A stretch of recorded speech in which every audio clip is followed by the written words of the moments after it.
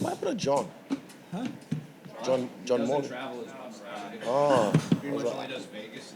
I haven't seen his face around in a while. You can take over the first questions. Thank you, Izzy.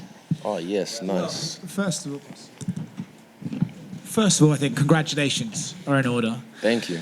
I took a moment to go back and watch the press conference you did after the fight that night, and you said in it, I'm so grateful for this fight because I know people wilt and people break, and this fight got to help me prove that I won't. When you look back at that fight, how grateful are you that you got to experience that and prove that? Very grateful. Even immediately after the fight, I was sore, but I knew that was a special fight. That was a special moment in combat sports history. And yeah, I even said on the camera when they had the cameras on me in the stadium, I just say, hey, Kelvin, that was us, because it takes two to tango, and that man can salsa. We often speak about moments that you've had in your career. The 5th round, I'm prepared to die. I mean, it's an iconic moment now etched in the Hall of Fame. Do you look at that one as perhaps your most iconic moment? There's so many, but that was the realest moment I think I've ever had in a cage. The realest, because I meant every single word of it, and I returned the favor by trying to kill him, and he's a hard man to kill. So for me, in the moment I wasn't even scared. I wasn't scared of death because I just got rocked, and I was just like, well, if this is how I go out, this is how I go out, but I'm gonna die trying. And I tried, and I did. I saw it posted to Freestyle Bender that you actually FaceTimed Kelvin. Just before, yeah. Are you able to talk to us about what you were saying? We're just sharing pleasantries and saying thank you. Again, I can't, it's not just me. It was me and him in that fight. And what an opponent. Wow, leading up to it, he was cool, respectful. There was a little bit of jibber jabber back and forth, but it was just gameness. And when it came down to it, he was fucking game. He came for me. He tried to take my head off. I think it was the first time I've been rocked in a UFC fight, was that first round. And again, I remember what my head was trying to do, like self-preservation. So I just said, shut the fuck up, I'm busy. And I went back to the center, right, because I bounced off the fence. My ass never hit the ground. And I went back to the center straight away and kept on working. But I'm, again, grateful, just grateful for these moments. And it still all kind of hit me. And maybe when I have a shower or when I'm on the plane ride, then I'll really let it sink in. Like, oh shit, I really did that. I want to keep the focus on tonight, right? Keep it positive. But last couple of weeks, I mean, they always say in this game, highest highs, lowest lows. I feel like maybe with what's just happened back to back with the loss and now this Hall of Fame moment, do you feel like, wow, I get to experience that in intensity? Bro, honestly, I wouldn't change anything, Like, the chance to be able to feel these moments, regardless, it's always making history. Like, I'm making history even when I lose, And I'm grateful to even Nasruddin Imavov, sorry, I learned how to say his name properly, Imavov, because, we shot a fair one, he beat me, and then, cool, we move on, I move forward to the next one. So, yeah, I was grateful that I didn't come out hurt, grateful that, my family came to support me, I could take them somewhere like Dubai and just hang out with my siblings, because I think people, again, they expect you to react the way they'd react, but they don't understand you haven't done what I've done, so we're not the same. And yeah, I was grateful for that moment, grateful for the week, and I'm grateful for tonight as well. Congratulations, mate. Thank you, Oscar. Just a couple of quick ones. They showed you sitting octagon side when they were playing the highlight package. So I'm curious, years past that fight, what kind of emotions do you feel when you're watching highlights of? Physically, that must have been a very tough night for you. But what do you think about when they show highlights of that fight? I sweat. Yeah, I'm pretty drenched right now because as much as you might I am an attention whore at some points, but sometimes I kind of like to make it be about other people. So I wasn't expecting that, and I'm glad I composed myself. Didn't really cry or anything, even though I felt the emotions. But yeah, I just look at those moments and I'm like, fuck, that fight was a movie. It was on some real life ninja shit.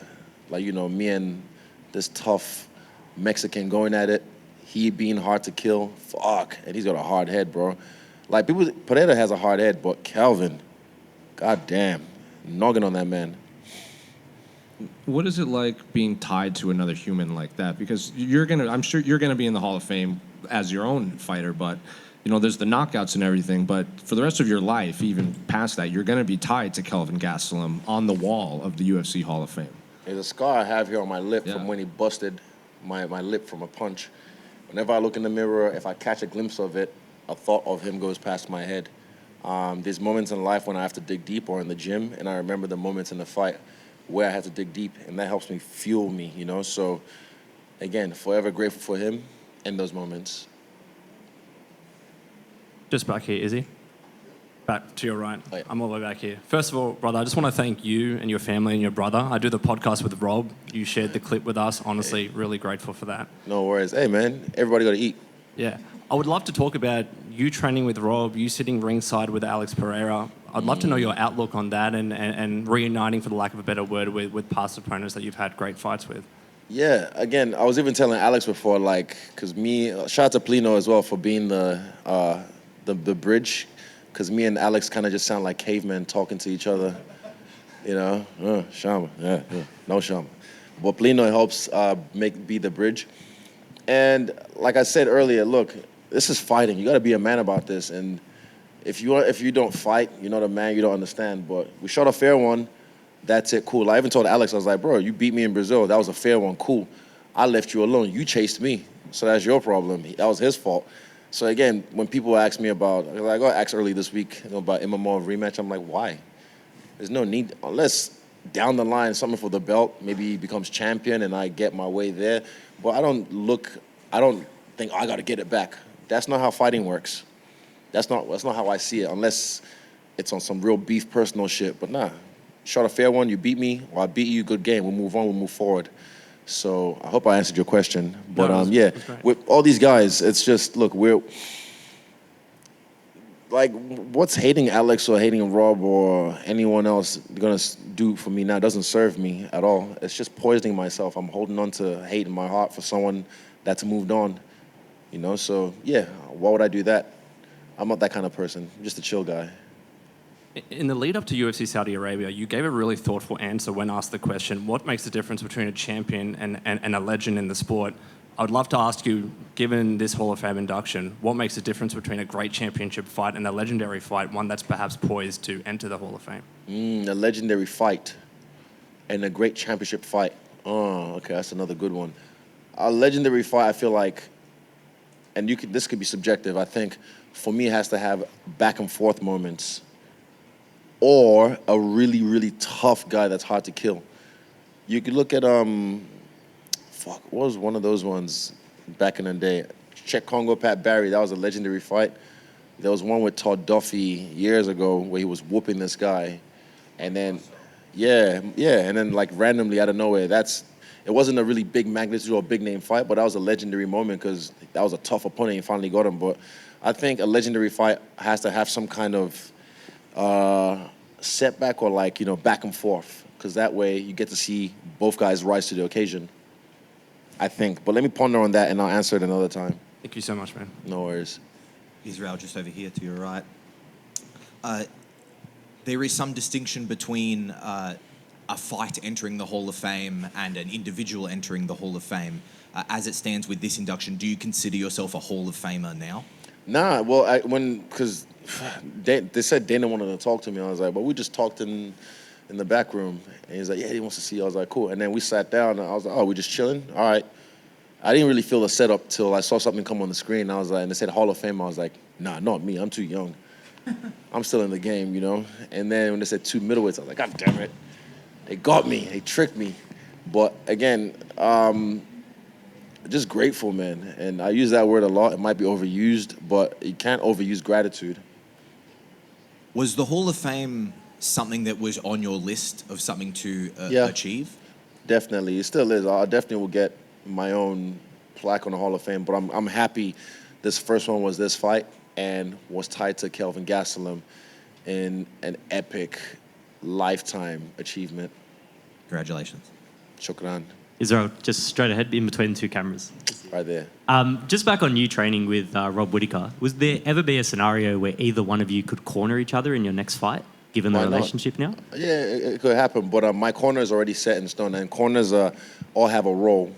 We all have a role to play in the corner. So if there was ever a chance where he needed me in his corner or I needed him in my corner, of course, like I said, together we're stronger. Like when we have to take on the whole world, we'll do that, you know. But that's Anzac United. At home, we fight each other. Brothers fight sometimes, and then we move on and then take on the whole world together as Anzac United. And finally, obviously you've had a couple of setbacks lately, but you have such a positive outlook on not only your career, but your life in general, and it's a very admirable trait about yourself. Does that come from within, or is that something that you've learned to, adapt about yourself as your career progressed? So is that something you were born with, or just something you learned to do over your No, career? born with it. It ain't Maybelline. I had to, sorry, stupid jokes. I'm glad my audience gets my jokes. I play to my audience, eh? That one guy. No, but for me, it's just learning. Like, you just learn a lot. That's the thing with me. I make mistakes in my life, but then I look back and I'm like, that was dumb. Why'd you do that? Okay, how do I not do that again? And I go back and I reassess and I actually make changes in my life. And sometimes I'll make the same mistake over and over again until I learn my lesson. But yeah, for me, that's just growth. Like, people look at me and think, oh, if I was in his position, I would, but you're not in my position. That's why you could never. And for me, I'm grateful. Like, you can ask my brother, when I know my post-fight shower or the flight home or like my first flight, because that's when you're, again, by yourself with your own thoughts. You can know how you really feel. And I checked with myself, and I was like, yeah, I'm good. On the way to Dubai, I was like, sweet, we're good. Get to Dubai, hanging out with my family, chilling. And on the way here, I went back home first. On the flight home, I was like, sweet.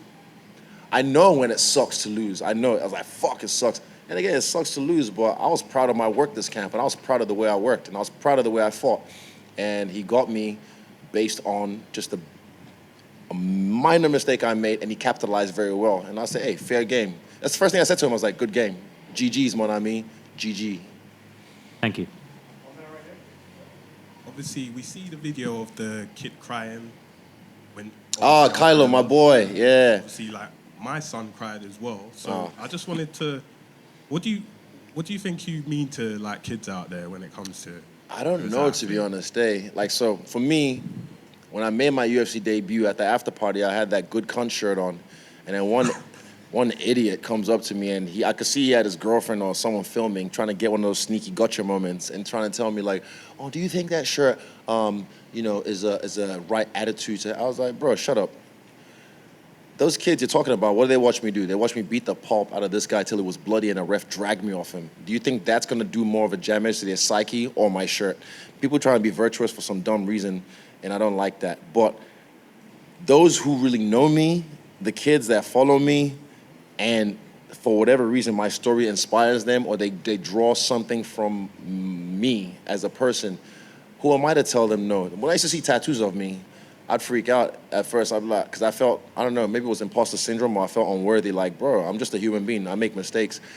But now when I see them, I'm appreciative, because I'm like, man, I have affected that person so much. I just saw one out there before, and I got his number. So me and him are going to link up later on, and I'll just bless him with something, because I feel like that just speaks volumes of what you mean to someone, for them to ink your face on them. So whatever about my story that's inspired him or them, I'm grateful for that. So yeah, I always want to make sure those who follow me, those who support me, never hang their head in shame. And knock on wood, they never will. One more in the front right here. I interviewed you in 2018 when I think right after your Derek Brunson win, and you used a phrase. You were on a quest to earn your master's degree in ass whooping. Mm-hmm. How far along are you, and do you think you've achieved it yet? Oh no, you keep going. It never ends. But I'm pretty far along. I've whooped a lot of asses along the way. A lot of great asses at Costa. But yeah. Sorry, it's just there. It's easy layups. I'm just honestly still doing it. I'm still enjoying myself, still getting better. Even I don't know if you saw my reaction after the fight when David put it like on my phone. I was like, oh, I was watching it. I was like, fuck, the speed. I was so good, man. till I wasn't. Not jokes. But yeah, I'm happy to get back home Tuesday and get to work. Today was Sunday. Oh yeah, Sunday. Fuck. Oh, Sunday sesh. Hey. Not joke. My crowd. No. That's the last question. Yeah. Just circle back to the legendary fight. Leading question. I guess you were trying to say that you want people to learn something from you. Speak. Sorry. Say it again. I guess talking about legendary fight. Yeah, the Yes. other guy you said to circle back to you on that one. Leading question. I believe you are wanting your fight to be something that other fighters, young fighters, can learn from. So, You mean the Gaslam fight? Nelson fight. Okay. Oh no, I want everyone to learn from it. That's eh? what I'm saying. So it goes into, it's a legendary, it goes into history. So people Yeah. like generations after can obviously watch Forever. it. You learn look at the Rumble technique, in the learn Jungle. styles. Look at all these fights that have come before us, and people like still reference them to this day. I pray that they will reference these fights that I've had, and a fight like this with Kelvin Gastelum, to show the depth of the human spirit, not just from me, but from him as well. The way he had to dig deep in that last round. Because do you know how hard it is to get up when I hit you over and over and over and over and over and over and over again?